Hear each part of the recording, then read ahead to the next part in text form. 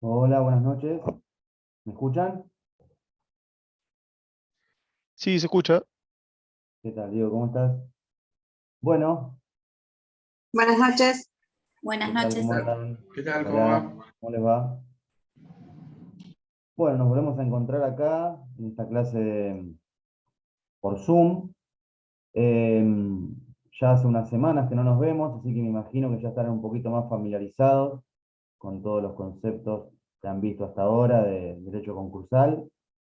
Eh, Así que lo que tenía pensado para hacer hoy son varios los temas que vieron en la semana, como les había aclarado eh, cuando tuvimos la clase anterior, no podemos verlos todos de vuelta. La idea de la clase de hoy es que sea una clase de ayuda, de complemento, que por ahí, si ustedes tienen alguna duda, la puedan transmitir. Seguimos con este pacto que habíamos hecho la vez pasada. Ustedes no tengan duda de interrumpir y de preguntar. No sientan vergüenza en preguntar. Yo, si la respuesta no la tengo, no voy a sentir vergüenza en decirles que se las voy a averiguar para la próxima.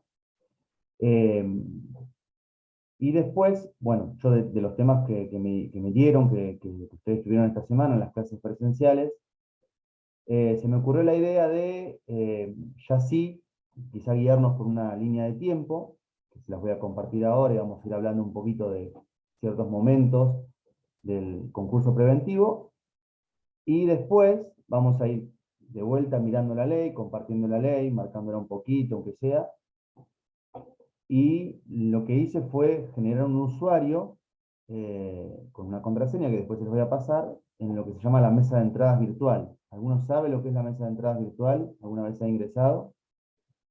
¿Sí? Anabela dice que sí. El resto veo silencio, cara de póker.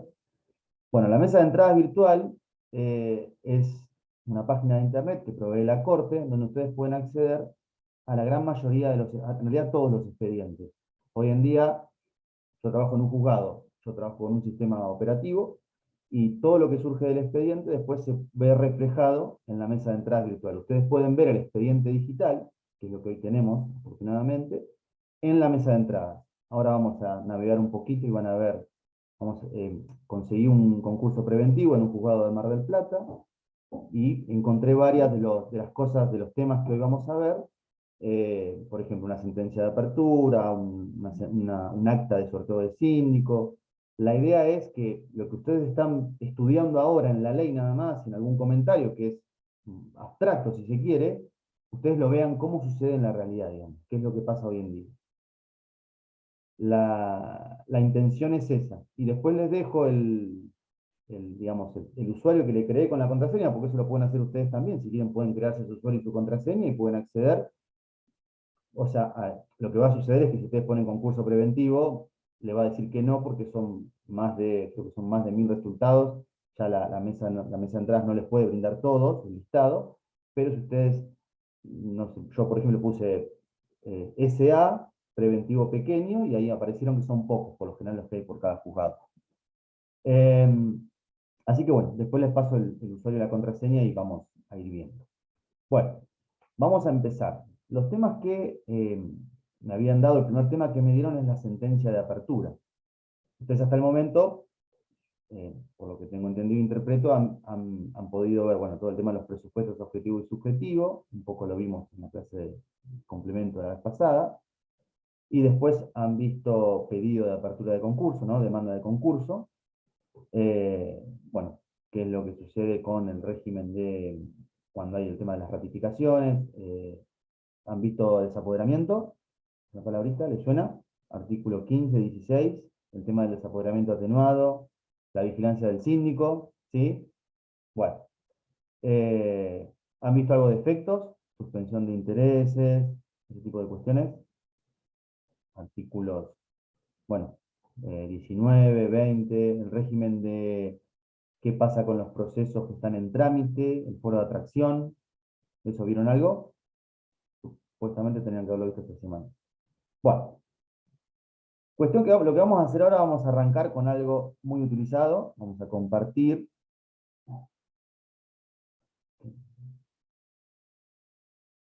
¿No puedo compartir?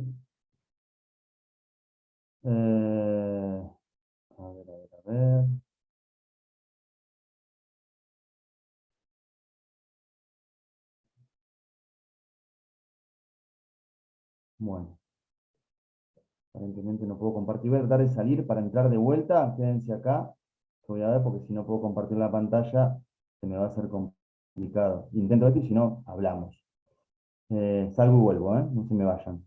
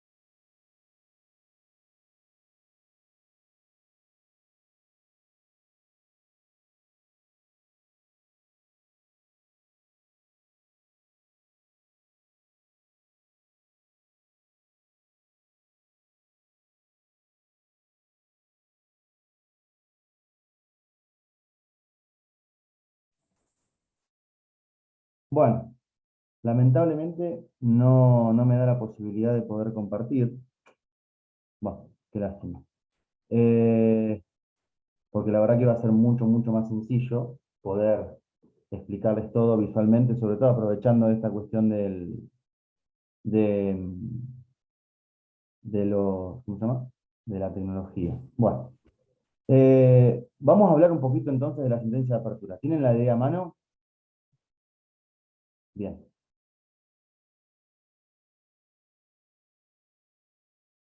La sentencia de apertura la encontramos en el artículo 14 de la ley.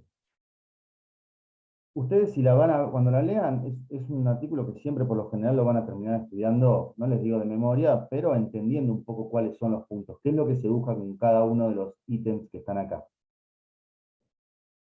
En primer lugar, la sentencia lo que hace, lo importante es que declara, declara la apertura del concurso preventivo, no es una sentencia cualquiera, porque el concursado ya adquiere ese carácter de concursado, sin perjuicio de que, cuando ustedes vean los pedidos verificatorios, los acreedores concursales lo son a partir de la presentación de la demanda de concurso.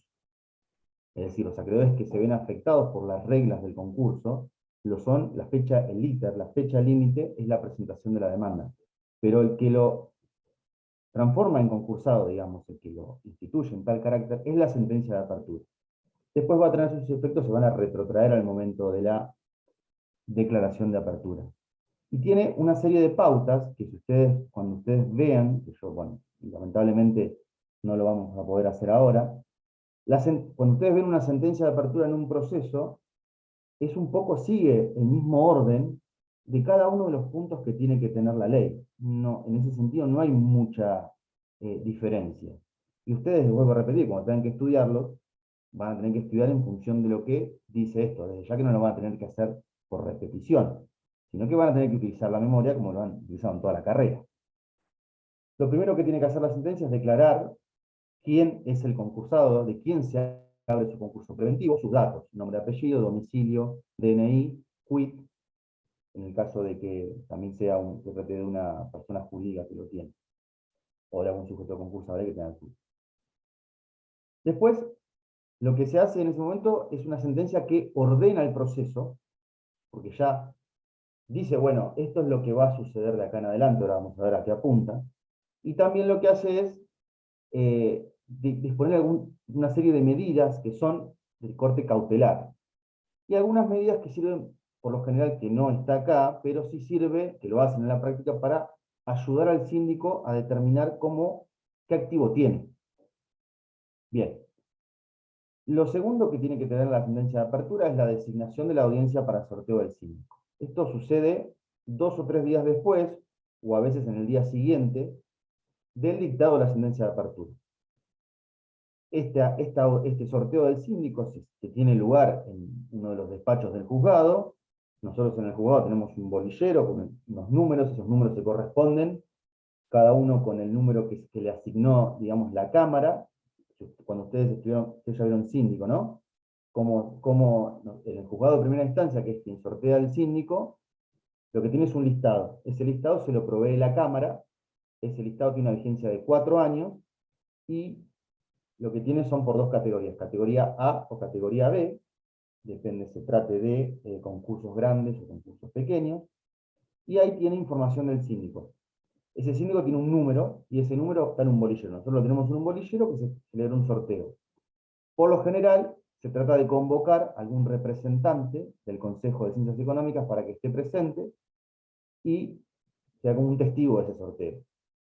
Ese sorteo tiene lugar por el método de lo que se llama desinsaculación, es decir, se sortea, sale una bolilla, y esa bolilla recién vuelve a ingresar, todos juntos vuelven a ingresar al bolillero cuando se sortea el último de las bolillas, ¿se entiende?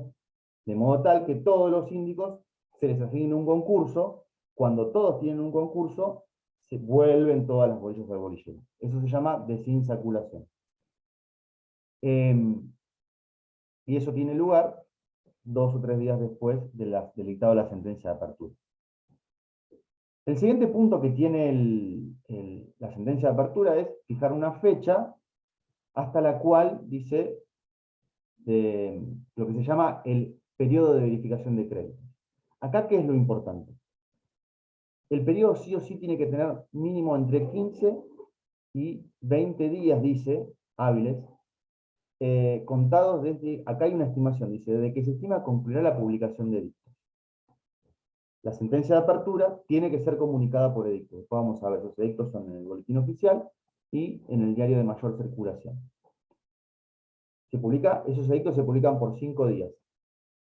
Y lo que dice la ley es que, contado a partir después del 5.º día, mínimamente tiene que haber un tiempo entre 15 y 20 días. Puede ser más, pero no puede ser menos de 15 días.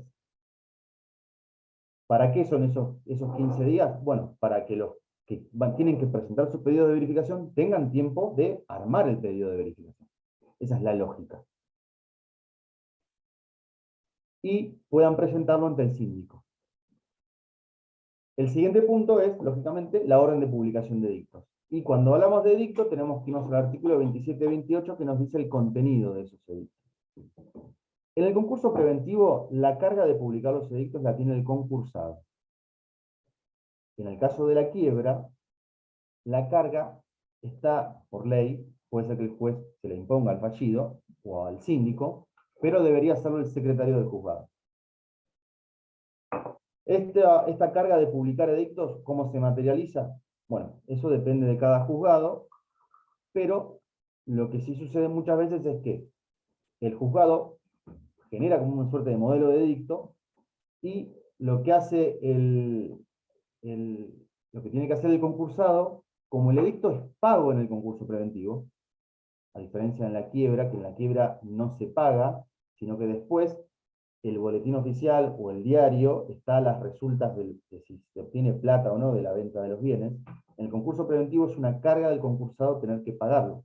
De hecho, si no paga, si no publica edictos, hay una consecuencia para el proceso que es que se lo tiene por desistido. ¿Vieron desistimiento ya de concurso? Supuestamente algo teníamos que haber visto. Bueno. Entonces, ¿qué es lo que sucede? El concursado acredita, hoy en día es una presentación electrónica que se adjunta el pago del timbrado, y acredita el pago del timbrado ante el boletín oficial. Y el juzgado lo que hace es, genera un edicto, un nuevo trámite, le agrega la adjunta a eso y se lo envía electrónicamente al boletín oficial para que el boletín oficial publique el edicto.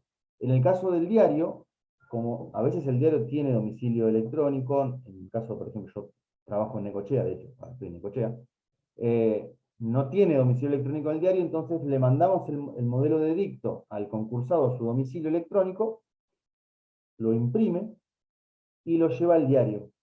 Le paga al diario, publica el diario y después el concursado acredita, siempre estamos hablando de presentaciones electrónicas, lo que hace es escanear una constancia del diario, se le agrega a su escrito y dice, acredito que publiqué los edictos. El boletín oficial, por lo general, tiende a responder y decir, porque el boletín oficial recibió electrónicamente ese edicto, dice, el edicto se va a publicar en tal fecha. Sin perjuicio de local, el concursado puede acreditarlo mediante una presentación con una impresión, o se mete en la página de internet del boletín oficial y hace una descarga digamos, de lo que es del texto de la publicación del edicto. Después del tema de la publicación de edictos, que es así más o menos cómo se acredita, ahí el juzgado ¿qué hace? Hace el control desde que la última fecha de publicación, cualquiera sea de los dos casos, mínimamente hasta la fecha fijada para presentación de pedidos de verificación, tiene que haber esos 15 o 20 días. En el contenido del edicto, ya que estamos hablando un poquito, lo que tiene que sí o sí existir es los datos del concurso, los datos del concursado, la fecha fijada para límite para presentación de pedidos de verificación, el domicilio del síndico y los horarios de atención del síndico. Que eso recién se sabe en el expediente cuando el síndico acepta el cargo. Por eso, la sucesión de pasos procesales son sentencia, sorteo del síndico, aceptación de cargo del síndico, publicación de dictas. Esos son los pasos que se dan usualmente. Seguimos con la sentencia de apertura. Otra orden que le da al concursado es, en el caso de que los tenga, que lleve al juzgado los libros que lleva. Libro de acciones, libro de asamblea, para que el secretario del juzgado lo que hace es, abre el libro y en el último asiento, abajo del último asiento, hace una nota diciendo, en tal fecha, en tal juzgado, se decretó la apertura del concurso preventivo de tal sujeto. ¿Cuál es la finalidad de eso? Que no utilicen los libros para simular decisiones. Por ejemplo, no sé, se autorizó a vender y hacerlo con fecha anterior al concurso preventivo. La idea es que quede bien plasmado para que después se controle, digamos, lo que pueda llegar a ser el concursado. El hecho de no llevar los libros es otra causal de desistimiento-sanción, al igual que lo que pasa con la falta de publicación de los edictos. Otro punto que es la orden de anotar el concurso en los registros de concursos. Acá la ley, en realidad, es una ley nacional, pero tiene mucha vinculación con el régimen provincial. Por ejemplo, con lo que tenga que ver con las medidas cautelares, ¿no? El tema de la inhibición general de bienes, que en el caso de la propiedad inmueble se realiza en un registro provincial. Bueno, la ley, que es nacional, habla de un registro de concursos. No hay un registro nacional de concursos, no hay un registro provincia de Buenos Aires que sea específicamente de concursos, lo que hay es un registro de juicios universales. Ahí se anotan los concursos preventivos, las quiebras y también las sucesiones. Hay que avisar. Ahí lo que se hace el juzgado es generar una planilla con determinados datos que se envía, hoy en día se envía en forma electrónica también. ¿Por qué? Porque hay que saber si existe otro concurso preventivo abierto. Lo habíamos hablado la clase anterior, no pueden coexistir dos concursos preventivos a la vez. Después cuando veamos quiebras vamos a ver que sí pueden consistir dos quiebras a la vez. Puede ser una y después al tiempo dictarse una segunda quiebra. Pero concursos preventivos no pueden consistir a la vez. Si hay un concurso anterior, entonces será ese el que intervenga. Y el posterior se deberá ser suspendido. Pero ¿cómo se sabe eso? Comunicando al registro de juicios universales, que es provincial. Y hoy en día se realiza todo en forma electrónica. Tanto la consulta, digamos, el aviso, como la respuesta que hace el registro. La siguiente medida que tiene que anotarse es lo que yo le decía que es una medida de corte cautelar, que es una inhibición general de bienes para disponer y grabar bienes. Esto se hace a través de hoy en día también de un oficio electrónico, que es la inhibición general de bienes, que ustedes ya seguramente lo deben haber visto como medida cautelar cuando vieron Procesal Civil 2, y lo que impide al concursado es que se desprenda de los bienes. No le impide adquirir. No puede ni vender ni puede grabar. O sea, no puede, por ejemplo, hipotecar o prendar. Esa comunicación se dirige al registro de la propiedad inmueble, que es provincial, y también se dirige al registro de la propiedad automotor, que ese sí es nacional. Entonces, ese se diligencia muy parecido a como es porque no tiene domicilio electrónico, se hace igual que como hacen con el edicto en el diario local. Por ejemplo, en Mar del Plata, el diario de la capital. En el caso del registro de la propiedad automotor, el oficio se le manda al concursado a su domicilio electrónico, lo imprime y lo lleva al registro. Y en el registro lo que tiene que hacer es comunicarlo a todas las reparticiones, ahí sí los va a comunicar en su base de datos conjunta del país.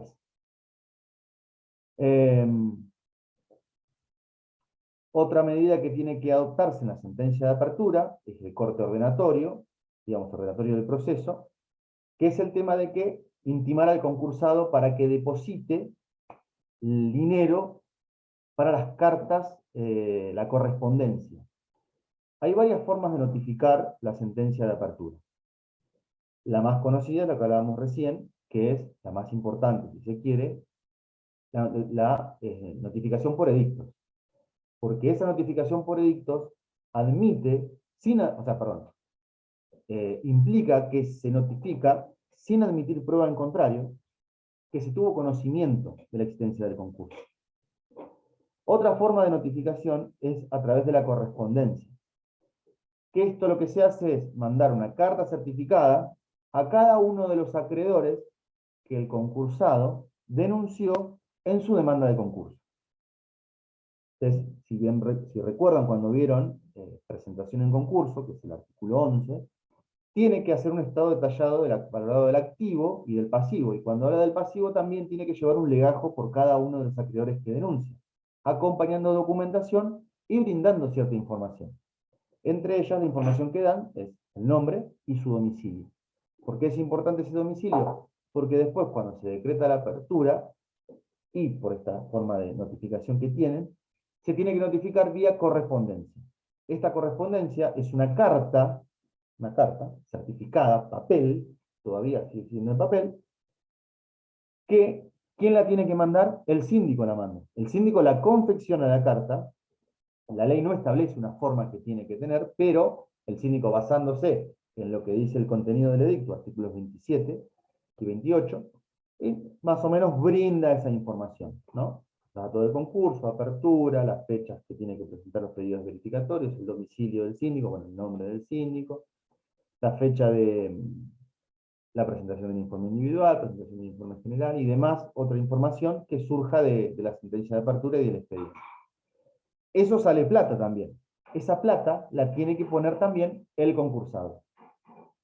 Y esa plata, el juez, el juzgado hace un cálculo, se mete en la página del Correo Argentino y dice, bueno, ¿cuánto sale la carta certificada? ¿Por qué es importante que sea certificada? Porque tiene que tener una constancia, no es una carta simple, sino que tiene que tener una constancia, un informe del correo que diga si se presentó, si fue recibida, si no fue recibida y la devuelve. Eso tiene un costo, que lo que se hace es multiplicar por la cantidad de acreedores denunciados, entonces ahí se le dice en la sentencia de apertura concursado, usted tiene que depositar en una cuenta que se va a abrir a nombre del juzgado, la cantidad de pesos tanto. Esa plata, una vez que el concursado la presenta, se le avisa al síndico, el síndico pide la transferencia, el síndico cobra esa plata, y va al correo con esa plata y las cartas y las envía. Y después el síndico informa, mandé tantas cartas, estas cartas fueron devueltas sin diligenciar, digamos, porque el domicilio estaba mal o por la causa que sea. Esa es otra de las formas de notificación del concurso. Edictos, correspondencia. Otra forma de notificación es la nota, que es el principio general, que lo encontramos en el artículo 26 de la ley de concursos. Por ejemplo, al concursado, la sentencia de apertura se le notifica por nota. Es la regla general. Y también lo encontramos en el 275, inciso tercero, que habla de las reglas procesales generales. Y una cuarta forma de notificación, que es específicamente de la apertura, que es con una de las últimas reformas, la encontramos que no es con relación a la apertura, perdón, es con relación a la audiencia,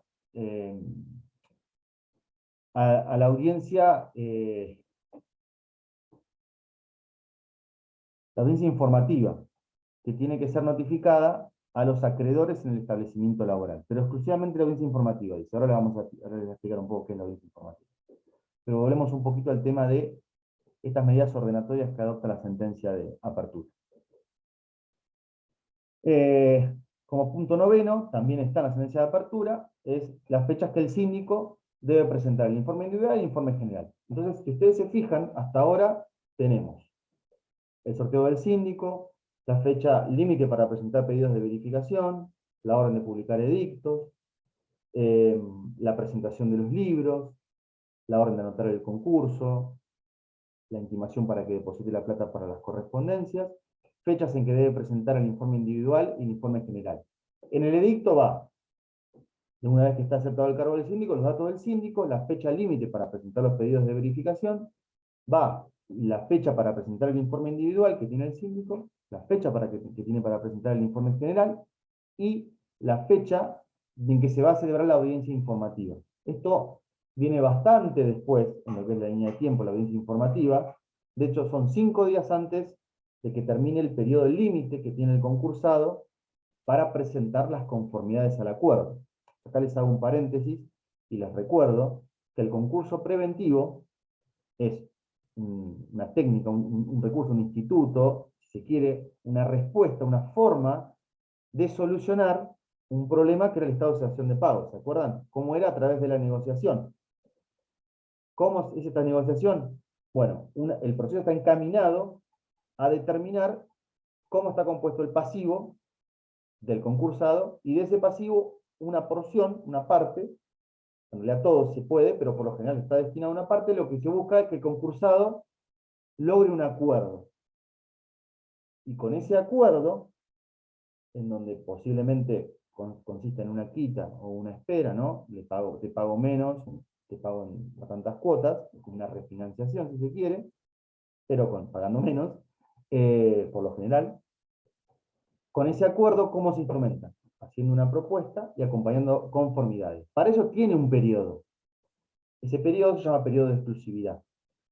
5 días antes de ese periodo de exclusividad se fija la audiencia informativa. Que la audiencia informativa, la fecha, debe estar fijada en la sentencia de apertura. Fíjense que el juzgado tiene que proyectar temporalmente varios hechos que van a acontecer para que, por lo menos hasta la audiencia informativa, es lo último que va a informar. Pero para eso tiene que calcular el tiempo que va a tardar la publicación de edicto. Para eso va a fijar la fecha límite para presentar el pedido verificatorio. Después ustedes, cuando vean el informe individual, se tiene que presentar dentro de un lapso. La propuesta de documento y clasificación tiene que ser después de un tiempo. Hay todos, como que se van dando, como que cada hecho está vinculado, cada ítem está vinculado, o cada paso procesal está vinculado al anterior. Por eso el concurso preventivo es muy sencillo de estudiar si hacen una línea de tiempo. Me hubiese encantado compartirla con ustedes. Bueno, el tema de la audiencia informativa. Y después, en los últimos puntos de la sentencia de apertura, hay ciertas incorporaciones que se fueron haciendo con las últimas reformas que se vinieron dando de la ley, y hay dos informes que tiene que presentar el síndico. Uno es el informe sobre los pasivos laborales y sobre la existencia de créditos laborales comprendidos en el pronto pago. ¿Ustedes ya vieron pronto pago? Díganme que sí o que no. Alguno que sí. Veo una cara que dice que sí. Bien, bien, perfecto. Bueno, la idea de pronto pago antes era un pedido que se podía hacer en el expediente, ante el síndico, y tenía un trámite muy abreviado, pero con la incorporación de lo que se llama el pronto pago automático, surge a partir de esto. Es decir, un pronto pago sin que haya un pedido de pronto pago. Esto es el antecedente. Se le dice al síndico: aceptás el cargo, mirás la documentación de la concursada y fíjate, acá hay nómina de, por ejemplo, empleados. Estos empleados, ¿se les debe plata? Sí. Ese dinero son, por ejemplo, remuneraciones que tienen reconocido pronto pago. Sí. Bueno, entonces se les puede pagar con un pronto pago y el síndico tiene que informarlo de eso. Y lo que sale es una resolución adentro del expediente en donde se les paga con fondos que tiene el concursado, digamos, en el momento. Hay unos fondos asignados para eso. Eso es el pronto pago automático. Después está el pronto pago a pedido del acreedor, que ahí sí se le da una vista al concursado, el síndico emite una suerte de dictamen y se resuelve incorporarlo o no. Pero bueno, en la sentencia de apertura tienen este primer paso de lo que es el pronto pago automático, que se le dice al síndico: tenés 10 días para mirar toda la documentación y decirme si hay o no créditos susceptibles de pronto pago automático. El segundo pedido de informe que se incorpora, digamos, con estas reformas que ya tienen varios años, es el tema de un informe sobre la evolución mensual de la empresa. Y el síndico lo que hace es, le pide las declaraciones juradas que hicieron en el mes, y en función de eso presenta, y va viendo. Es una forma de materializar, si se quiere, esta suerte de vigilancia, ¿no?, que tiene el artículo 15, el concursado administra su patrimonio bajo la vigilancia del síndico. Bueno, ahí tiene una especie de materialización de eso. El síndico presenta todos los meses un informe mensual en donde dice cómo avanza la empresa. En el caso de que sea un concurso que sea una empresa, si es un concursado consumidor, ese informe no va a estar. Y el último punto que encontramos es el tema de la constitución del comité de control, que se da en los concursos preventivos grandes, no en los concursos preventivos pequeños. Bien. El siguiente punto, hasta acá, sentencia de apertura, les vuelvo a repetir, no tiene mucha ciencia. Es un artículo que ustedes seguramente lo van a estudiar para el examen, van a tener que usar la memoria, no lo estudien por repetición, porque no pueden estudiar esta materia por repetición, pero lo que tienen que hacer es entender qué es lo que se busca con la apertura, que se busca ordenar el proceso. Entonces, cuando ustedes estudien cada uno de los puntos, ¿a qué está destinado? ¿Qué es lo que busca? Ordenar el proceso, y tiene una parte cautelar, si se quiere, que es la de la inhibición general. Pero después las demás medidas son todas medidas de corte, si quiere, ordenatorio del proceso. Después, dentro de los puntos que tenemos, ya tendríamos que ir, por ejemplo, vamos a hablar un poquitito de verificación. A ver. Acá está. Bien. Bueno, si seguimos avanzando en la ley de concursos, recién estábamos en el artículo 14, seguimos bajando y navegando, y nos vamos, bueno, a la parte de efectos de la apertura. Ustedes ya seguramente lo vieron, porque vieron lo que yo les decía, el 15, que les habla, es este desapoderamiento atenuado. Después el 16, que continúa con el 16, regula dos cuestiones distintas, que son actos permitidos, actos prohibidos, actos sujetos a autorización. Los actos permitidos se definen por defecto, ¿no? Y después en el medio está el pronto pago de créditos, que es bastante lo que se regula del pronto pago, y después recién están los actos sujetos a autorización. Quedó en el medio del pronto pago lo gigante, pero bueno, es una especie de sándwich jurídico. Después habla de los actos ineficaces. Esto ustedes no es tema que yo tendría que empezar a hablar ahora, pero sí vemos el tema de los efectos.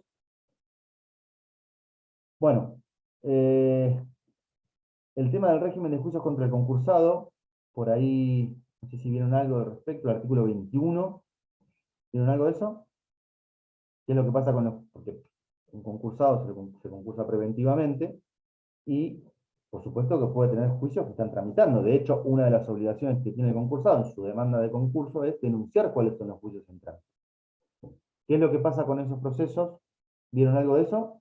Si no vieron, no se los voy a dar Sí, porque... sí, que se suspenden las acciones individuales, pero había unas Bien, excepciones. exactamente, perfecto. Hay una regla y una excepción, sí. ¿Les quedó claro eso? ¿Quieren que lo veamos de vuelta o seguimos avanzando? No, lo que sí es importante que el efecto se produce a partir de la publicación de edictos. Esto cómo se materializa en el expediente. Decíamos que teníamos la apertura, tenemos el sorteo del síndico, aceptación de cargo del síndico, y a partir de ahí podíamos publicar los edictos. Cuando se acredita la publicación de edictos, recién ahí el juzgado comunica la existencia de la apertura del concurso, que sería otra forma de comunicación, si se quiere, ¿a dónde lo comunica? Al departamento judicial en donde tramita el concurso. Y esto se hace a través de, por ejemplo, un oficio electrónico. Hoy en día, con el tema de la digitalización en las comunicaciones electrónicas, se hace con un oficio electrónico, dice, dirigido a los juzgados de primera instancia. Y ahí le hace saber la existencia del concurso y le dice que si tiene procesos que están incluidos en el artículo 21, que los tiene que remitir al juzgado. Eso va dirigido a todos los juzgados civiles y comerciales. Después hay otro que se lo dirige, por ejemplo, a los juzgados contencioso administrativos, otro a los juzgados laborales, otro a los juzgados de paz y al juzgado federal. Todo del departamento judicial. Después cada uno de los juzgados que recibe esa comunicación electrónica tiene que mirar en su sistema, ¿no? En su base de datos y decir, bueno, a ver, ¿hay trámites contra el concursado? Donde el concursado está demandado. Sí. ¿Estos están incluidos dentro de los que tienen que ser atraídos o no? Esa es la segunda pregunta que se hace. Bueno, eso depende del objeto. Si es un proceso ejecutivo, si es un proceso de un apremio provincial, entonces sí, el proceso ejecutivo sí. Ahora, si es un proceso de conocimiento, imaginen una acción de reivindicación, un juicio de daños y perjuicios, un incumplimiento contractual, todo un cobro sumario, todos procesos de conocimiento, el régimen es distinto, porque ahí el actor, el demandante en ese juicio, puede continuar ese proceso. Entonces, por lo general el juzgado informa de la existencia de ese juicio, pero dice, te remito estos. ¿Cuáles son los que están incorporados en la regla? Que son los procesos ejecutivos. Ahora, los procesos laborales, los procesos de conocimiento, que son los juicios laborales, son de conocimiento, ahí se le da la opción al actor. Pero eso pasa en cada uno de los juzgados que recibieron la comunicación. Bien. Después, seguimos con la ley. Por seguir. Hablamos un poquito de las formas de comunicación, hablamos de la comunicación por nota, que es la del 26, que es la regla general, que la tienen que vincular con el 273, inciso 5. La regla general es por nota, salvo que sea, digamos, un llamado a las partes o un traslado, que el pueblo sí lo decía, que se hace por cédula. Hoy en día ya no es más por cédula, hoy en día es lo que se llama autonotificatorio, que se carga el domicilio electrónico destinatario abajo del despacho, y el juez firma y notifica. Hoy se hace así. Después el tema del edicto, artículo 27 y 28. La carta a los acreedores, que ya lo habíamos hablado, está en el artículo 29, lo habíamos hablado cuando vimos sentencia de apertura, el tema de la correspondencia. Después, el régimen de desistimiento, habíamos hablado, bueno, el régimen de desistimiento sanción, el desistimiento voluntario. El desistimiento sanción se da ante el incumplimiento de parte del concursado de determinadas cargas. Las cargas son la publicación de edictos, las cargas son llevar los libros. Es una sanción, se lo tiene por existido. Ahora, el concursado, como es un proceso también no olvidemos que es un proceso, al cual accedió el concursado voluntariamente, puede desistir del mismo. Lo que cambia es si necesita o no necesita conformidades.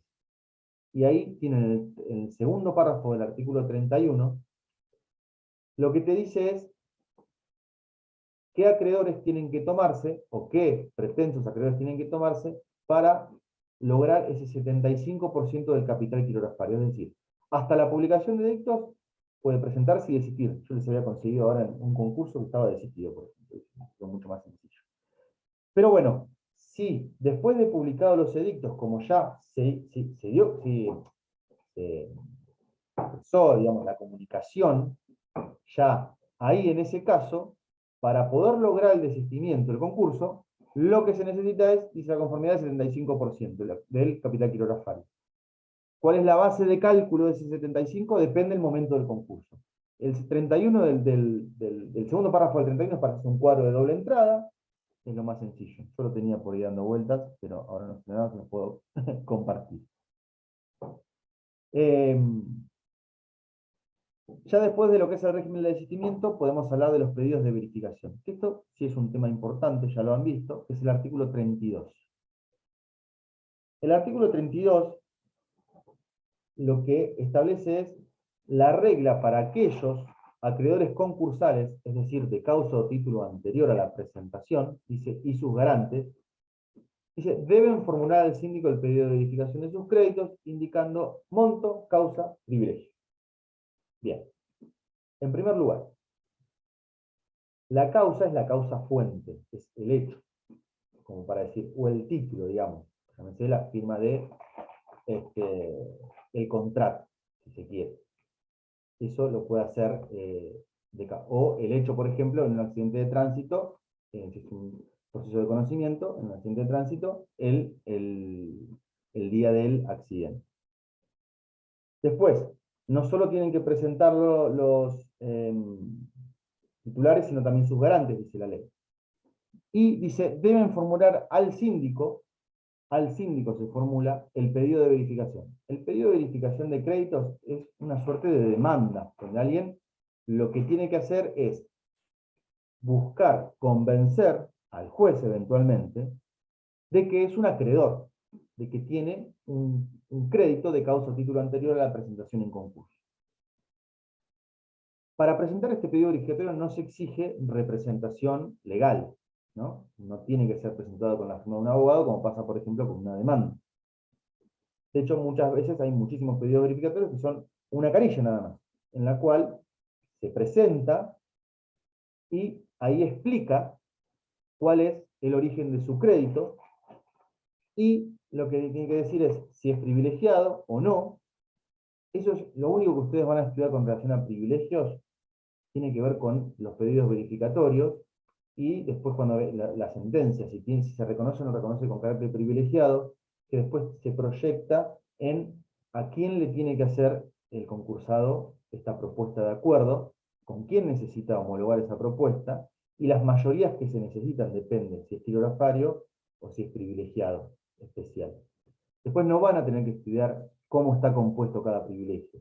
Eso lo van a ver en la segunda parte, porque el privilegio establece el orden de cobro. Entonces, cuando se vende un inmueble que tiene una hipoteca, primero va a cobrar el acreedor titular de esa hipoteca. Después cobrarán el resto. Ahí sí es importante saber el orden, más a fondo el tema de los privilegios. Los privilegios en el marco del concurso preventivo tienen que ver, sí hay que denunciarlo el privilegio, hay que acreditar también ese privilegio, indicarlo, y después, como les decía recién, la sentencia verificatoria va a reconocer si tiene privilegio o no, y el concursado va a ver si le hace propuesta o no a los privilegiados, si necesita los quirografarios. Pero no tienen que estudiar a fondo el régimen de privilegio que tiene a partir del artículo 239.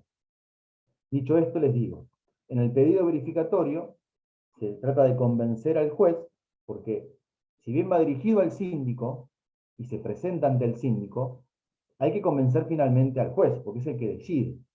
El síndico después va a emitir un dictamen, va a decir, a mí me parece que, pero el que tiene que decidir sí o sí la incorporación de un crédito o no, es el juez. Entonces, ¿qué es lo que tiene que hacer en ese pedido verificatorio? Dice, indicar la causa del crédito, el monto de ese crédito, y indicar si tiene privilegio o no. Y además, acompañar la documentación. Es el único medio de prueba del cual puede valerse en lo que es la verificación ordinaria. Hay otras formas de ingresar al pasivo, ¿no?, de ser reconocido como acreedores, en las cuales sí se cuenta con más medios probatorios. Por ejemplo, el incidente de revisión o el incidente de verificación tardía, o el incidente de pronto pago también. Pero en el caso del pedido verificatorio ordinario, lo que se llama el ordinario, ante el síndico, solamente puede acompañarse, solamente puede valerse de documentación. Este tema de la indicación de la causa ha generado muchísimos debates, y hoy en día van a encontrar un montón de posiciones vinculadas a qué es suficiente, qué se entiende por indicar. Indicar es señalar, indicar es expresar detalladamente cuál es la causa y vincularlo con la documentación, o indicar es probar. Bueno, van a encontrar un montón de posturas. Les voy a hacer mención a dos fallos que se dieron asociados a lo que son los cheques y los pagarés, que son el fallo Driffi y Translínea. Tienen muchos años esos fallos. Por lo general puede llegar a preguntarse, pero como punto de partida. Hoy en día ya hay una postura distinta, o se va a tener una postura distinta. Estos fallos tienen que ver ¿por qué? Porque ¿qué pasaba con los títulos verificatorios, con los cheques o los pagarés? Que de por sí es un título incausado. El cheque dice que se va a pagar con tal fecha, tal monto. En el pagaré se dice pagaré a tal fecha, en tal fecha, tal monto. Entonces, ¿cómo hacía, en el caso de un concurso preventivo, ese librador, que es endosante, cómo hacía para, qué era lo que tenía que hacer, cómo se interpretaba el artículo 32? Y Diffie y Translínea establecieron que debía indicarse y probarse la causa. Hoy en día es más flexible el criterio, y si, por ejemplo, se acompañan constancias de que, por lo menos el criterio que tenemos nosotros en el juzgado, se acompañan constancias de que se inició un proceso ejecutivo, si de los libros que acompañó el concursado surge que está plasmado esa deuda, si hay una verdadera vinculación, una explicación entre, porque quizá haya documentación complementaria que tenga que ver con ese pagaré, porque ese pagaré se presentó como para el pago de unas mercaderías. Bueno, en función, eso se va a ver en el contexto, se va a analizar, se puede incorporar, por más que el título en sí sea incausado. Pero lo cierto es que tiene que haber una explicación clara. Indicar, por señalar, y la causa del crédito es que me debe mercaderías, no. Tiene que haber cierta documentación. Por ejemplo, había en el caso algo muy interesante que era el tema de las facturas de crédito. ¿Qué pasa? En el caso este era un geriátrico concursado, y en el pedido verificatorio se habían presentado una farmacia y había acompañado unas facturas. El síndico dice en su dictamen verificatorio, dice, el monto de la deuda total que se reclama en el pedido verificatorio está asentado en los libros de la concursada. Entonces aconseja la incorporación del crédito. Coincide, dice, están acompañadas las facturas, está indicada la causa, son medicamentos y demás. Pero ¿qué pasa? El juez, cuando analiza, como la opinión del síndico no es vinculante, dice, bueno, el concursado dijo, el pretenso acreedor, el que presentó la verificación, dijo tal cosa, el síndico opinó tal cosa, pero en la factura tiene que indicarse específicamente cuáles son los conceptos por los cuales se está facturando. Y en este caso era general. Entonces lo terminó rechazando, porque no está correctamente indicada la causa. En la factura debió haberse establecido tal medicamento, tantas cajas, tanto precio, tal medicamento, tal medicamento. No, medicamentos entregados con fecha tal. Ahí tienen un caso en el cual coincidía el monto que el concursado había registrado en sus libros como deuda, coincidía el monto total del pedido verificatorio, pero la indicación de la causa era insuficiente. ¿Se entiende el caso? Bien. Después, dice la ley, que la petición debe hacerse por escrito, en duplicado, acompañando de títulos justificativos, en dos copias firmadas. Esto hoy en día, con el tema de la tecnología, ya no es tan así. Hoy en día, lo que termina sucediendo muchas veces es que algunos juzgados le dicen al síndico, generame un correo electrónico, un dominio, o una nube, por ejemplo, un disco rígido en la nube, y ahí se van a mandar los pedidos verificatorios. Entonces ya esto de lo que es el duplicado y demás no está tan en vigencia. De hecho, hoy en día, como el expediente es todo digital, y todas las constancias pueden verse a través de la mesa de entradas virtual, que les explicaba más temprano, la idea del legajo de copias, que es un expediente paralelo que tenga todas las constancias que tiene el principal, para que pueda ser consultado constantemente en la mesa de entradas, también ha caído en desuso. Sin embargo, la ley lo sigue contemplando. Bueno, junto con el pedido verificatorio está el tema del arancel, que tiene que pagarse sí o sí. Esto es muy sencillo. ¿Cómo se calcula el arancel verificatorio? Es otra cosa. Antes, el arancel verificatorio era un monto fijo, 50 pesos nada más. Imagínense de cuándo estaba fijado, año 95. Y en ese momento se preveía que nunca íbamos a salir de la convertibilidad. Salimos, nos pasó todo lo que nos pasó en los últimos años. Y ahora, recién en el 2015 fue modificado esto, esta pauta hasta el 2015, jurisprudencialmente se utilizaban diferentes valores para poder actualizarlo. En 2015, 50 pesos, en el 95 se compraba algo no con 50 pesos, en el 2015 se compraba muchísimo menos. Bueno, hoy en día, ese arancel verificatorio está atado al salario mínimo vital y móvil. Por lo tanto, una de las cosas que se fijan en la sentencia de apertura, que no está en el articulado, es el monto del arancel. El monto del arancel también se fija en la sentencia de apertura. Y eso es lo que debe presentarse y debe pagarse al síndico. Eso sí se le paga al síndico. Bueno, el pedido verificatorio produce los efectos de demanda judicial porque interrumpe la prescripción e impide la caducidad del derecho de la instancia. Esto es muy importante por lo siguiente. Imagínense un concurso preventivo que fue desistido, que se consiguió las mayorías, mucho tiempo, o sea, el concursado, después de publicar los edictos, como yo les decía recién, consiguió desistir del concurso. En el interín, se pudieron haber presentado pedidos verificatorios. Bueno, si se desistió del concurso y no se presentó el pedido verificatorio, bueno, eso no los voy a complicar demasiado. No se los voy a explicar, porque los voy a enloquecer. El tema es el siguiente. Interrumpe la prescripción, eso sepanlo, impide la caducidad del derecho de la instancia, por si continúa su proceso, si pretende iniciar un proceso judicial, una vez si el concurso es desistido. Quédense con esa idea, no la quiero complicar. Bueno, después de lo que es la presentación de los pedidos verificatorios que los recibe el síndico, una vez que se presentan, el síndico hace saber en el expediente quiénes se presentaron. Porque es así, lo publican en el expediente y si se presentaron tantos, esto no surge de la ley, pero se hace en la práctica, para hacer más transparente lo que viene el periodo después, que es el periodo de control recíproco que se tienen en este trámite de abreviado, digamos, que se establece, no es un contradictorio, pero para salvaguardar el derecho de defensa, se genera un periodo de observación de crédito. Primero hay 10 días, o sea, hay 10 días. Hay hasta un plazo determinado para presentar los pedidos verificatorios y a partir de ahí hay 10 días para presentar las observaciones.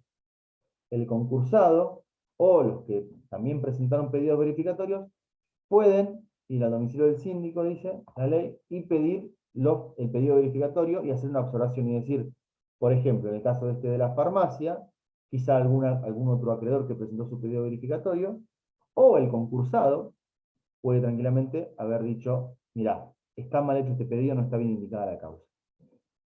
Esa observación el síndico lo guarda en el legajo de cada uno de los pedidos verificatorios y es lo que presenta en forma conjunta al presentar el informe individual. Todo esto transita, digamos, en el marco del domicilio del síndico. Todavía en el expediente no se ve nada. Terminado ese periodo de observación, el síndico presenta el informe individual. El informe individual es un dictamen del síndico en donde hace un resumen y dice, se presentó tal acreedor, o pretenso acreedor en realidad, porque todavía no se lo declaró como tal, y acompaña la documentación, hace un resumen de qué es lo que pidió y emite un dictamen. Dice si hubo una observación, y después termina diciendo así, aconseja, ¿no? Porque es un consejo que da, porque es un auxiliar, cómo declararlo.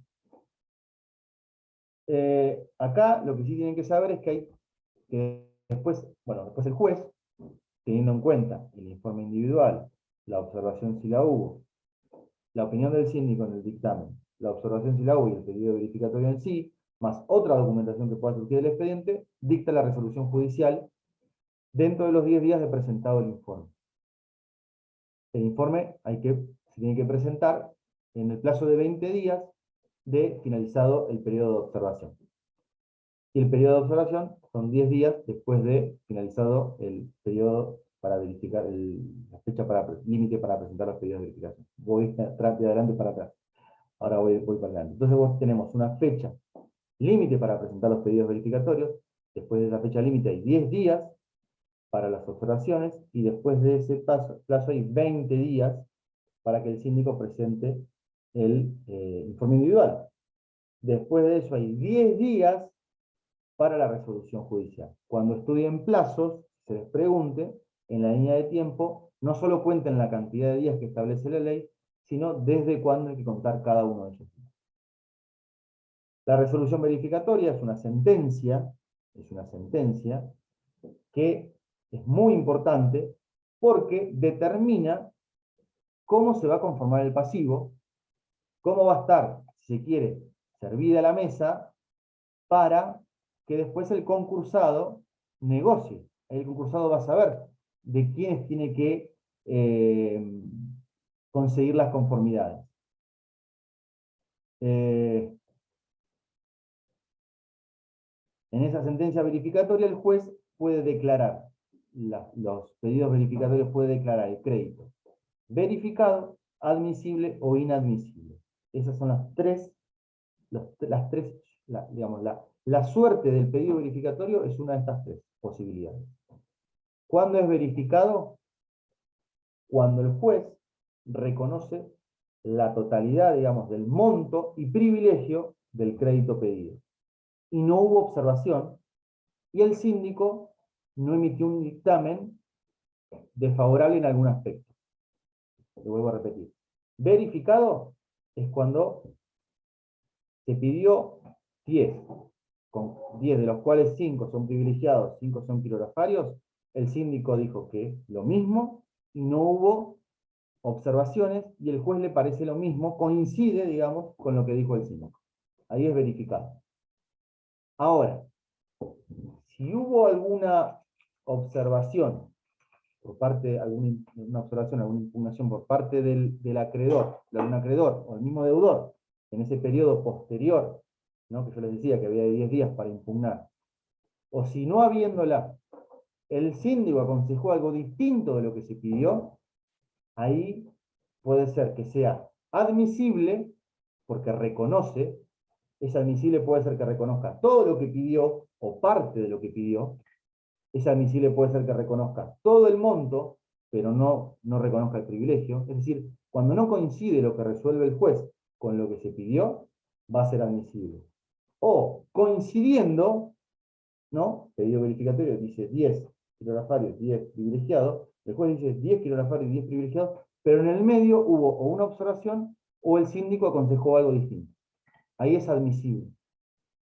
Y va a ser inadmisible, no importa si hubo observación o no hubo observación, cuando hay un rechazo total de lo que se pidió. ¿Entiende eso? Esas son las 3 posibilidades. Algunas sentencias contemplan lo que es el no verificado, pero la realidad es que eso no está contemplado en la ley. Verificado, admisible o inadmisible. ¿En qué influye eso? El mismo artículo 37 nos dice que la sentencia que dice que es verificado hace cosa juzgada. No puede discutirse intraconcursalmente, no puede discutirse dentro del proceso ya. No puede haber un recurso contra eso. Ahora, si es admisible o es inadmisible, sí puede haber un planteo contra esa resolución, que no va a ser una apelación. La forma de poder buscar dar vuelta a esa decisión es a través del incidente de revisión. El incidente de revisión es un proceso de conocimiento, porque tiene prueba, tiene una demanda, tiene un traslado, hay un periodo de prueba y tiene una sentencia. En esa prueba hay casi plena prueba, porque ahí se pueden acompañar testimonial se puede ofrecer, informativa, instrumental, pericial, absolución de posiciones. Es un proceso de conocimiento pleno. Eso es un proceso que transcurre a la par del concurso preventivo. Entonces, si nosotros tuviésemos que hacer una línea de tiempo acá, ¿no? Imaginen que yo estoy haciendo mis habilidades de mimo, tengo acá un hilo, acá tengo la sentencia verificatoria, y si la sentencia verificatoria declaró admisible o inadmisible, a partir de acá se puede proyectar un incidente de revisión, que va a tramitar a la par, mientras el principal continúa su causa, porque no es que se suspende por la tramitación de los incidentes de revisión. En ese incidente de revisión lo puede promover el concursado o lo puede promover el acreedor insinuante, se dice, el acreedor que presentó el pedido verificatorio. No lo puede promover el síndico. Bien. A ver qué otros temas más tengo. Vamos a ver, periodo de observación ya lo vimos, resolución judicial, diversos contenidos, incidente de revisión. No. Vamos a seguir con el proceso. Como yo les decía la otra vez, no pretendo hacer una clase no más allá de las 9:30, porque bueno, es viernes, estamos todos ya bastante con la cabeza así, imagino, de lo que es derecho concursal. Así que vamos a avanzar un poquito más en el proceso y ver algunos temitas más. Después de la sentencia verificatoria, que ya el juez dice, bueno, va primero a hacer una introducción general y después puede, que debería en realidad, pronunciarse por cada uno de los pedidos verificatorios y declararlos después quién va a ser verificado, quién admisible y quién inadmisible. Ese pasivo, porque está demostrando está fijando cuál es el pasivo, es la base del cómputo para las mayorías. Y ese cómputo va a ser lo declarado verificado y lo declarado admisible. Por más que se pueda discutir después a la par, igualmente a los fines del cómputo de las mayorías, más adelante en el proceso, cuando llegue el momento, igual se toma en cuenta no solo lo verificado, sino también lo que es admisible. Después de decretada la sentencia verificatoria, tenemos, dentro de los 10 días, el concursado tiene un derecho que se llama presentar una propuesta de agrupamiento y clasificación. Esta propuesta de agrupamiento y clasificación lo que busca en realidad es justamente eso, agrupar a los acreedores con un criterio, dice la ley, de razonabilidad. No hay problema, Valeria, nos vemos la próxima. Lo que busca más que nada es darle la posibilidad al concursado de que haga diferentes propuestas, según sea, por ejemplo, tiene muchos acreedores bancarios y tiene muchos acreedores que son proveedores. Por ahí al acreedor bancario le resulta mejor el pago del 100% en 10 cuotas, y al acreedor que es un proveedor le conviene el 50% en una cuota. Si están todos en la misma bolsa, si se quiere, ahí puede ser que sea difícil conseguir las conformidades. Entonces lo que hace es, los divide en grupos, y a estos les puede hacer la propuesta a cada uno para que sea más fácil que se consiga la mayoría. Después, cuando veamos el régimen de mayorías, es el régimen de mayorías por cada una de esas categorías. Pero después ustedes van a dar propuesta de agrupamiento de clasificación. La idea es esa, es una herramienta que tiene el concursado, que no es obligatorio que la utilice, porque no hay una sanción si no la presenta la propuesta, pero sí es una herramienta en pos de ¿qué? Y en pos de lograr el acuerdo, más adelante. Después de esa propuesta de agrupamiento de clasificación, viene lo que es el informe general del síndico, otro informe que tiene en el artículo 39 determinados puntos, que ustedes van a tener que estudiar, seguramente, como pasó con el pedido del artículo 11, como pasa con la sentencia de apertura del artículo 14, van al informe general y dice, el síndico tiene que pronunciarse sobre determinados aspectos. Y eso lo van a tener que ustedes memorizar y estudiar. Tiene lógica porque lo que hace el síndico acá es, en función de toda la investigación que hizo, porque el artículo 33 le obliga a ir a presentarse a hacer todas las tareas investigativas, lo que hace es definir bien cómo está compuesto el activo, ¿no? Cómo funciona la empresa. Pensemos también de que pueden estar viniendo los informes mensuales que están presentando. Y lo que hace es un reconto de lo que pasó con la sentencia verificatoria. Entonces dice, bueno, este es el pasivo y este es el activo. ¿Por qué es importante el informe general? ¿Y por qué es importante por qué la fecha de presentación del informe general se publica, ¿no?, en el edicto? Porque el acreedor, piensen ustedes, no conoce digamos, a fondo cómo es la situación de su deudor. Entonces se encuentra en un momento en una situación en la cual decide, bueno, ¿qué hago? ¿Me conviene o no me conviene prestar conformidad a este acuerdo? Esta propuesta de acuerdo, ¿no?, más adelante. ¿Y en qué se va a basar? Y se va a basar en el informe general del síndico. Ahí va a evaluar la actividad, en qué momento está, qué ingresos tiene, eh, patrimonialmente cómo se compone, y ahí va a evaluar qué posibilidad hay de cumplimiento del acuerdo, ¿no? Esa es la evaluación que va a hacer el concursado. Por eso es importante también el informe general. Y también es importante porque uno de los contenidos que tiene es que perdón, él emite una opinión el síndico sobre esta propuesta de agrupamiento y clasificación. Y el juez, después del informe general, va a terminar decidiendo si hace lugar a esta propuesta y la aprueba, o si fija las categorías mínimas. Después del informe general, hay un periodo de observación al informe general. Y ahí cada acreedor, por ejemplo, va a decir, no, a mí mi crédito se declaró verificado por tal monto y no como dice el informe general. Por ahí puede decir, no estás tomando en cuenta determinado activo, por ejemplo, determinado inmueble que surgió de otro informe, y demás cuestiones que se puedan observar. Siguiendo la línea de tiempo, después del informe general, viene la sentencia de agrupamiento y clasificación, que es la del artículo 42, que ahí sí queda definitivamente servida la mesa, digamos. Con la sentencia verificatoria ya sabíamos cuál era el pasivo, y acá viene la propuesta de agrupamiento y clasificación, viene la opinión del síndico del informe general sobre esa propuesta de agrupamiento y clasificación, viene la observación, el periodo de observación al informe general, que muchos acreedores, observando la opinión del síndico sobre esa propuesta de agrupamiento, lo que hacen es observar la propuesta. La propuesta no puede ser observada directamente por los acreedores, pero sí puede ser observada la opinión del síndico sobre esa propuesta, a través de la observación del informe general.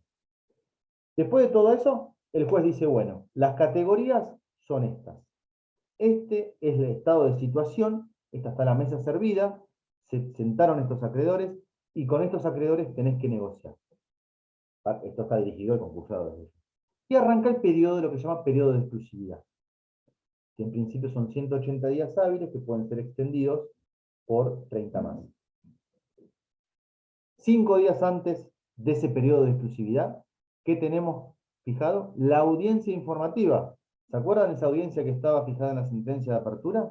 Bueno, esa tiene lugar 5 días antes de finalizado el periodo de exclusividad. Que es una audiencia, que es el viejo resabio de una audiencia que se celebraba antes, en la forma anterior digamos, del proceso de concurso. Antes se juntaban todos, que era la junta de acreedores, iban todos los acreedores, en ese momento se votaba, se podía modificar la propuesta, era muy caótico. Ahora la negociación se hace por fuera, y lo que se hace en ese periodo de exclusividad es que el concursado hace pública la propuesta, dice, publicito propuesta en un escrito, y dice, propuesta dirigida a los acreedores quirolafarios. Si hay tantos grupos, a este grupo le propongo quita del 50, en 10 cuotas anuales, tasa de interés, bueno, lo que sea. A este grupo le propongo quita del 20, 2 cuotas, y así va haciendo cada una. Y después puede el concursado hacerle la propuesta a los acreedores privilegiados. ¿Por qué digo puede? Porque para conseguir la homologación del acuerdo, que es el gran resultado, es el final feliz de la película, el final feliz sería el cumplimiento del acuerdo, pero el principio del final feliz, que es la homologación del acuerdo, solamente está obligado a conseguir la homologación respecto de los quirografarios. Con relación a los privilegiados, no es necesario hacerles propuesta de acuerdo. No es necesario conseguir la homologación del acuerdo. Te preguntarán, ¿qué pasa con esos privilegiados que están reconocidos en el concurso preventivo? Bueno, si hubo, en principio de final feliz, si hubo una homologación del acuerdo, y después se dicta otra resolución que es la conclusión, esos acreedores pueden tomar la sentencia verificatoria, la parte que les reconoce, e ir y ejecutarla, como si fuese un título ejecutivo, ¿no? Una ejecución de sentencia, dice, no ante el juez de concurso, sino ante el juez natural. Por ejemplo, ARBA tiene dentro de sus créditos, que son un montón, ¿no? Impuesto inmobiliario, impuesto automotor, ingresos brutos. Bueno, todos esos créditos tienen una parte privilegiada. Impuesto inmobiliario tiene privilegio especial, por ejemplo. Los intereses no, son kilorafarios. Pero con respecto al capital del impuesto inmobiliario, el ARBA, ¿qué es lo que hace? Cuando tiene la sentencia, pide un certificado de la sentencia, digamos, un testimonio de la sentencia, y se va ante el juez contencioso administrativo. Y le dice, a mí me reconocieron en el concurso, por capital del impuesto inmobiliario, tanta suma. Ejecuto esta sentencia. ¿Entiendes? Eso es lo que puede hacer el acreedor privilegiado. Volviendo para lo que es la sentencia de agrupamiento y clasificación que da origen al periodo de exclusividad, ¿qué es lo que marca de diferencia esta sentencia? Que a partir de ahí ya hablamos de homologación o quiebra. El fantasma de la quiebra ya empieza a sobrevolar en el expediente, la posibilidad de que se quiebre.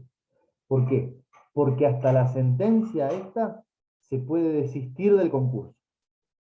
Para atrás se puede desistir. Puede ser el desistimiento voluntario, antes de la publicación, sin conformidades, y con conformidades, trayéndolas al expediente, hasta ese momento. Después ya no se puede desistir del proceso. Entonces, o consigue la homologación, o se va a la quiebra. ¿Tienen alguna duda hasta acá? Estamos haciendo un repaso un poco general de todo. Lamentablemente no les puedo facilitar, hubiese sido muchísimo más sencillo con el tema de compartir pantalla. Para la próxima les prometo que lo voy a hacer así. Profe, Sí, decime. ¿se puede subir esa línea de tiempo que no pudimos ver al campus? Se la voy a pasar a Federico, a ver si la puede subir al... Así la podemos ver. Claro, ¿No? sí, sí. En realidad, o sea, es una línea de tiempo, es muy sencilla. Son los diferentes momentos, se llama con ubicación del articulado. Después aparecen abajo cada uno de los artículos que por ahí tienen que hacer hincapié en ese momento del proceso.